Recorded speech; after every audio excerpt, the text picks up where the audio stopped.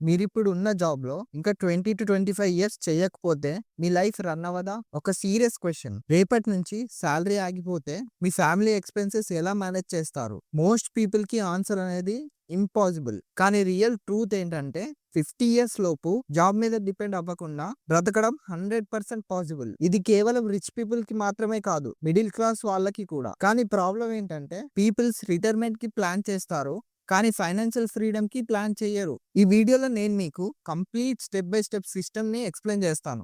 Financial freedom ని ఎలా reach అవ్వాలని. ఫస్ట్ మీ మైండ్ సెట్ ని చేంజ్ చేయాలి. స్కూల్ అనేది జాబ్ కోసం ప్రిపేర్ చేస్తుంది, కాలేజ్ అనేది సాలరీ కోసం ప్రిపేర్ చేస్తుంది. కానీ ఎవ్వరు నేర్పించరు సాలరీ లేకుండా ఎలా బ్రతకాలో. అందుకే మోస్ట్ పీపుల్ లైఫ్ సైకిల్ ఇలానే ఉంటుంది. 25 years job start, 30 years marriage, 35 years loans, 40 years కి రెస్పాన్సిబిలిటీస్, 50 ఇయర్స్ కి టెన్షన్, 60 ఇయర్స్ కి రిటైర్మెంట్ వితౌట్ ఎనఫ్ మనీ. మీరు ఈ నార్మల్ సైకిల్ ని బ్రేక్ చేయడమే ఫైనాన్షియల్ ఫ్రీడమ్ జర్నీ.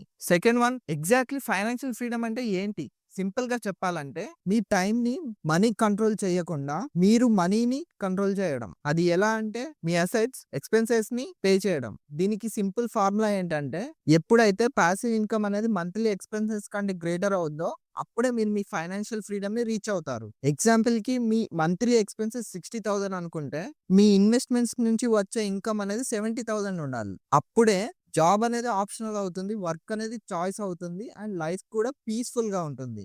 ఇది డ్రీమ్ కాదు, proper planning. Third one, biggest mistakes people do. Financial freedom రాకపోవడానికి మెయిన్ రీజన్స్ ఏంటంటే వన్ ఈజ్ క్లియర్ గోల్ లేకపోవడం వల్ల, సెకండ్ ఈజ్ లేట్ గా స్టార్ట్ చేయడం, third is EMI life, fourth is no investment, fifth is only salary dependence.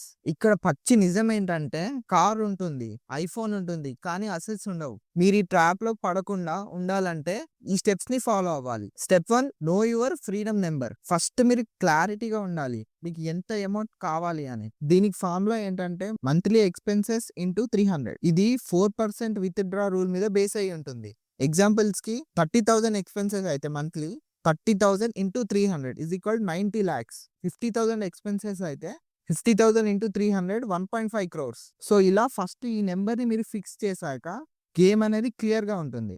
Step 2, power of early start. ఇదే financial freedom లో real hero. ఎందుకంటే ఇక్కడ compounding అనే high power ఉంటుంది. ఎగ్జాంపుల్ కి పర్సన్ 25 ఇయర్స్ కి స్టార్ట్ చేశాడు 12,000 పర్ మంత్ తో. అతనికి రిటర్న్స్ వచ్చేసరికి 12% పర్ ఇయర్. అతను 50 ఇయర్స్ కి అరౌండ్ 2.3 crores వరకు జనరేట్ చేస్తాడు. పర్సన్ బి అతను 35 ఇయర్స్ కి స్టార్ట్ చేస్తాడు, సేమ్ గోల్, కానీ ఇతనికి మాత్రం పర్ మంత్ కి 32,000 కావాల్సి వస్తుంది సేమ్ గోల్ కి రీచ్ కావడానికి. పర్సన్ సి 40 ఇయర్స్ కి స్టార్ట్ చేస్తాడు, ఇతనికి 55,000 కావాల్సి వస్తుంది 2.3 crores ఎర్న్ చేయడానికి రిటైర్మెంట్ కి. అర్థమైంది కదా, లేట్ స్టార్ట్ అంటేనే హెవీ బర్డెన్. అందుకే best time to invest is yesterday, second best time is today. Step 3, asset creation focus.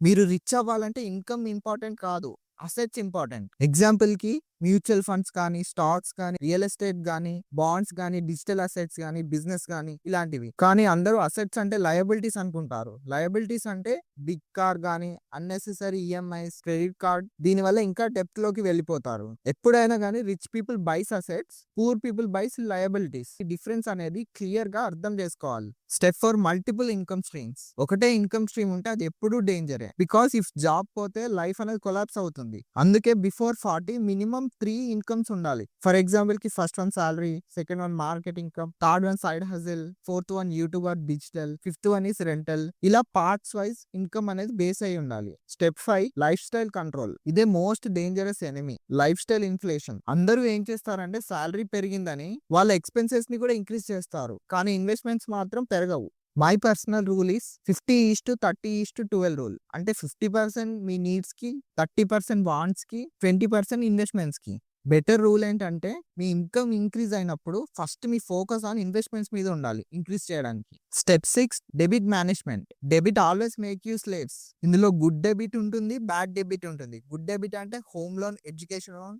Bad debit అంటే credit cards, personal loans, consumer EMIs. మీకు డెఫినెట్ గా freedom కావాలంటే first stay away from bad debit. Step 7, protection first. మీ journey safe గా ఉండాలంటే మీకు main గా ఉండాల్సింది 6 మంత్స్ కి ఎమర్జెన్సీ ఫండ్ అనేది మీ బ్యాంక్ అకౌంట్ లో ఉండాలి. హెల్త్ ఇన్సూరెన్స్ ఉండాలి, టర్మ్ ఇన్సూరెన్స్ ఉండాలి, డైవర్సిఫికేషన్ ఆఫ్ ఇన్వెస్ట్మెంట్స్ అనేది ఉండాలి. Now practical age wise plan. If your age is 20 to 30, first learn finance. Second one start SIP. Third one build habits. If your age is 30 to 40, first aggressive investment. Second one side incomes. Third one asset buildings. Third one if your age is 40 to 45, main focus on passive income. Fourth one, if your age is 45 to 50, your income should be greater than expenses. That is true freedom. True reality ఏంటంటే freedom before 50 అంటే luxury life కాదు, peaceful life, choice based life, stress free life. మీరు job చేయొచ్చు కానీ compulsion ఉండొద్దు. Strong financial message ఏంటంటే ఎప్పుడు కానీ ఫైనాన్షియల్ ఫ్రీడమ్ అనేది ఒక లాటరీ టికెట్ మాత్రం కాదు. అది క్లియర్ గా ఒక ప్రాసెస్. స్మాల్ స్టెప్ వైజ్ ఉంటాయి, రెగ్యులర్ ఇన్వెస్ట్మెంట్స్ ఉంటాయి, discipline and patience are key roles. ఈ 4 ఉంటే 50 లోపు ఫైనాన్షియల్ ఫ్రీడమ్ అనేది గ్యారంటీ. నిజంగా మీరు 50 years లోపు ఫ్రీ అవ్వాలనుకుంటే ఈ రూల్స్ ని ఫాలో అవ్వండి. ఇలాంటి ఫైనాన్షియల్ టిప్స్ కోసం ఛానల్ ని సబ్స్క్రైబ్ చేయండి. Thank you.